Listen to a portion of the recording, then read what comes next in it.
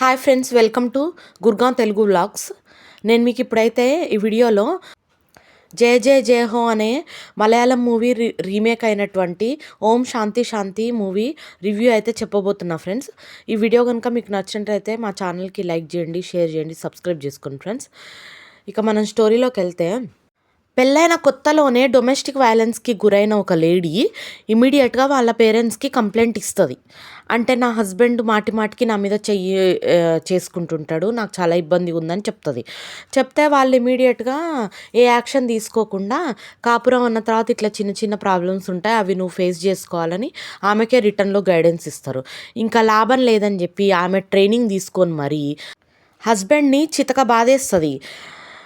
చెప్పాలంటే actually 3rd degree ఇస్తుంది అని చెప్పొచ్చు. ఇంకా ఈ 3rd డిగ్రీకి లోనైన మనోడు ఇంకా ఈమెతో నేను పెట్టుకోవడం వేస్ట్ అని చెప్పి వాళ్ళ డైవర్సీ మామను సలహా అడుగుతాడు.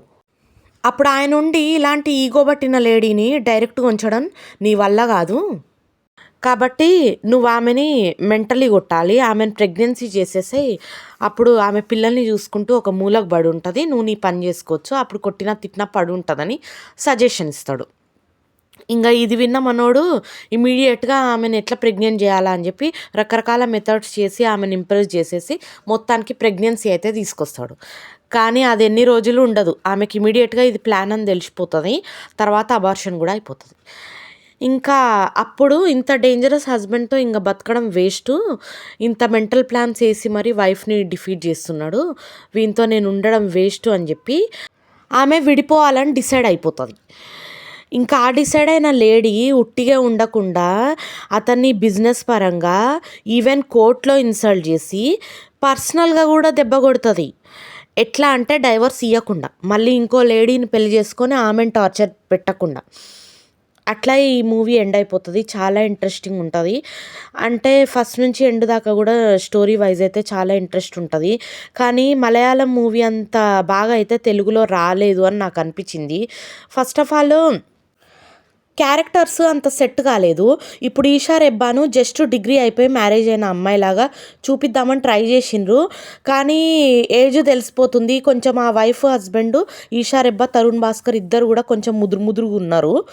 కాకపోతే మన తెలుగులో వైఫ్ అండ్ హస్బెండ్స్ అందరూ కొంచెం ఏజ్డ్గానే ఉంటారు, కాబట్టి అట్లా తెలుగు క్యారెక్టర్స్ సెట్ కావాలని కూడా వాళ్ళని అట్లా ప్రజెంట్ చేశారా తెలియదు.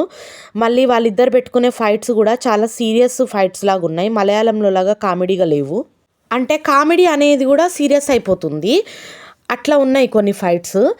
ఈ తూగో జిల్లా పాగో జిల్లా స్లాంగ్ వల్ల కూడా కామెడీ అంత మ్యాచ్ అవ్వలేదు. ఇంకా ఏంటంటే సేమ్ టు సేమ్ సీన్లు పెట్టారు మలయాళంలో మూవీలో ఉన్నట్టుగానే, అది కొద్దిగా బోరింగ్ అనిపించింది. అంటే కొన్ని సీన్స్ అన్న కొంచెం చేంజ్ చేసి స్టోరీ ఇంప్రూవ్ చేస్తుంటే ఇంకా బాగుండేది అనిపించింది.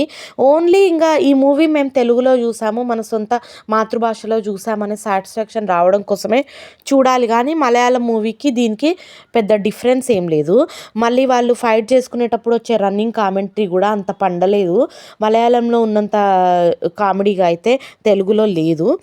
So anyways production wise, direction wise అంత మ్యాచ్ కాలేదు, కానీ స్టోరీ వైజ్ అయితే ఈ మూవీ హైలైట్ హిట్ అనే చెప్పొచ్చు ఫ్రెండ్స్.